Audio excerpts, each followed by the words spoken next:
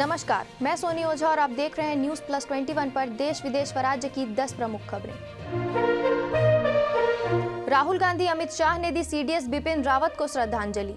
अखिलेश यादव का बड़ा आरोप, कहा उत्तर प्रदेश के आगामी विधानसभा चुनाव में निश्चित हार से डरी बीजेपी बौखला गई है। हल्के लक्षण के बावजूद ओमिक्रॉन हो सकता है खतरनाक, फोर्टिस के चेयरमैन ने किया सावधान।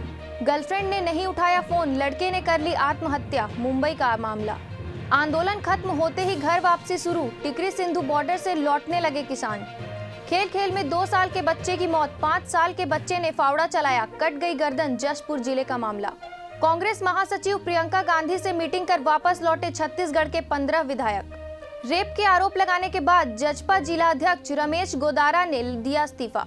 मुंगेली में अनियंत्रित होकर पलटी स्कॉर्पियो, दर्जन भर लोग घायल, 2 मासूमों की हालत गंभीर।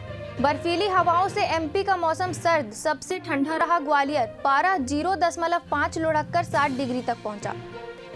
ऐसे ही देश विदेश व राज्य से अपडेट रहने के लिए हमारे चैनल को लाइक और सब्सक्राइब करना ना भूलें। नोटिफिकेशन के लिए बेल आइकन जरूर दबाएं।